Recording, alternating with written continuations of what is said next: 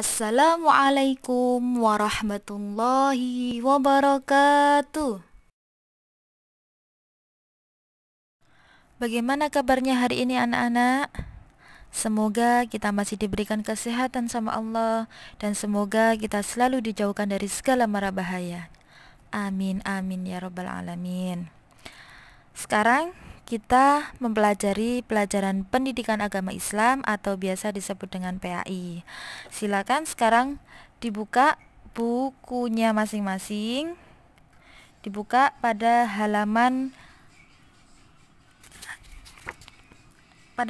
ketiga atau pelajaran 1.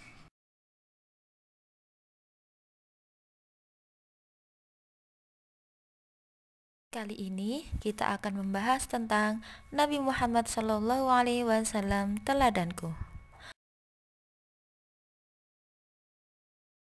Yang pertama adalah kisah keteladanan Nabi Muhammad SAW. Nabi Muhammad SAW disebut sebagai Sayyidul Anbiya, yang artinya pemimpin para nabi dan rasul Allah. Nabi Muhammad SAW memiliki kejujuran dan kecerdasan. Banyak sifat mulia yang dimiliki Nabi Muhammad SAW. Bahkan sifat tersebut sudah dimiliki Nabi sejak kecil. Itulah keutamaan Nabi Muhammad SAW.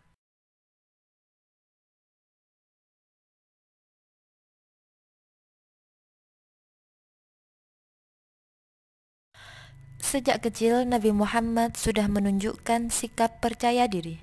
Ketika lahir, Nabi Muhammad dalam keadaan yatim.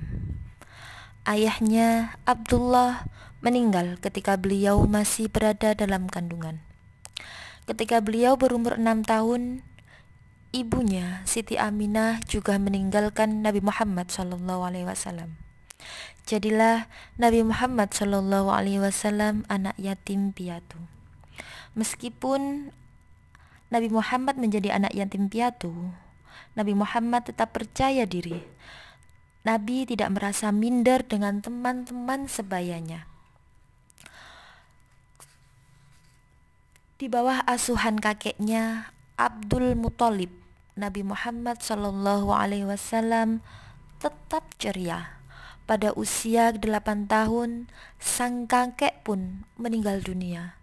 Nabi Muhammad SAW kemudian diasuh oleh pamannya, yaitu Abu Thalib.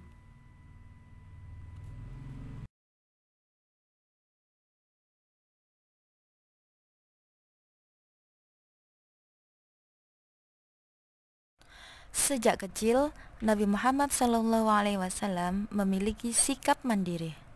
Pada usia 8 tahun, Nabi Muhammad mengembala kambing. Karena kejujurannya, banyak penduduk Mekah yang menitipkan kambingnya untuk dikembalakan Nabi Muhammad SAW. Tidak hanya kambing saja yang dikembala Nabi Muhammad, tapi Nabi Muhammad juga merawat unta dan mengikat tali pelana. Nabi Muhammad SAW belajar bagaimana cara memasang pelana dan menaikkan barang ke atas unta. Dalam waktu singkat, Nabi Muhammad SAW sudah mahir melakukannya itu semua. Ketika Nabi Muhammad SAW usia 12 tahun, Nabi ikut berdagang pamannya ke negeri Syam. Pengalamannya berdagang membuatnya menjadi mempunyai sikap yang mandiri.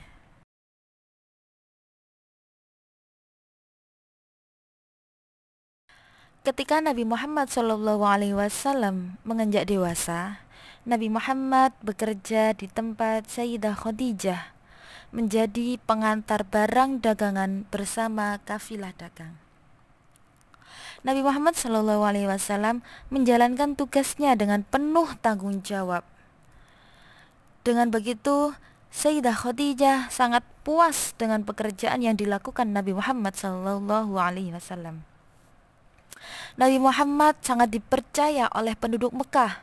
Oleh karena itu, Nabi Muhammad mendapat julukan Al-Amin, yang artinya orang yang dapat dipercaya.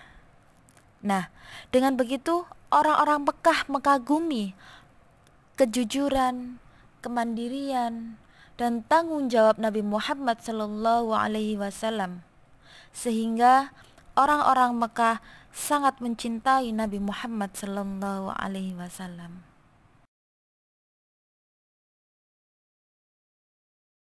Suatu ketika, para pemimpin kabilah Quraisy sedang berselisih. Mereka berebut siapa yang pantas untuk meletakkan Hajar Aswad di Ka'bah. Sebelumnya, Ka'bah diperbaiki dindingnya. Setelah diperbaiki dindingnya, para pemimpin kabilah saling berebutan. Mereka semua merasa yang paling berhak menempatkan Hajar Aswad kembali ke tempatnya. Karena tidak ada yang mengalah, mereka akhirnya saling bertengkar.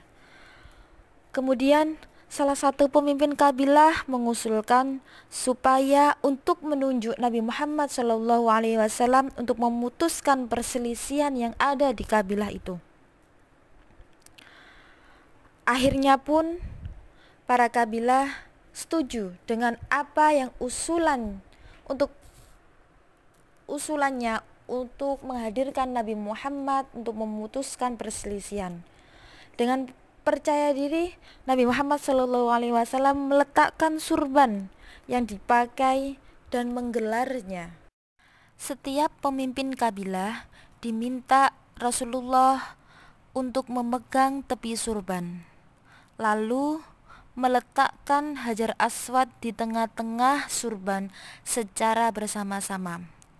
Pemimpin kabilah membawa Hajar Aswad ke Ka'bah. Dengan cara tersebut, semua pemimpin kabilah memiliki hak yang sama. Masing-masing kabilah merasa dihargai dan mendapatkan kesempatan untuk meletakkan Hajar Aswad di Ka'bah. Sejak itu, para kabilah bersatu lagi dan tidak ada yang bertengkar. Dengan cara Nabi Muhammad memutuskan permasalahan yang ada di kabilah Quraisy, sehingga Nabi Muhammad mendapatkan beribu-ribu pujian dari kabilah Quraisy. Karena apa? Karena Nabi Muhammad memutuskan permasalahan dengan cara yang sangat adil sekali, dan tidak ada satupun kabilah Quraisy yang disakiti oleh Nabi Muhammad SAW.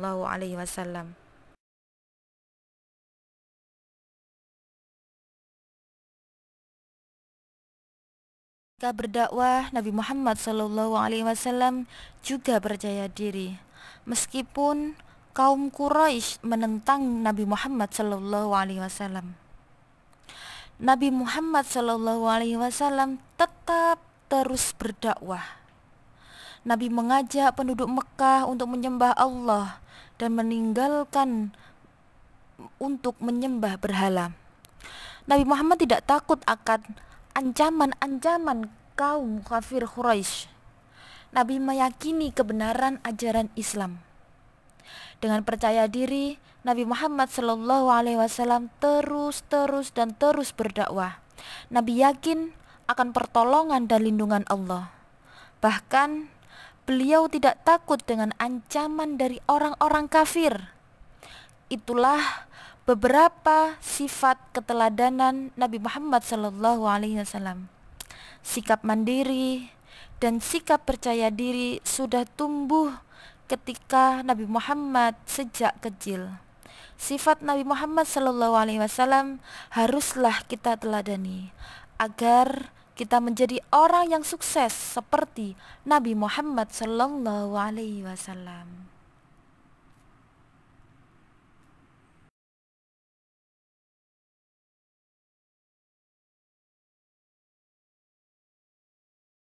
Materi yang Ustazah sampaikan semoga bermanfaat bagi kita semuanya. Akhirnya, wassalamualaikum warahmatullahi wabarakatuh.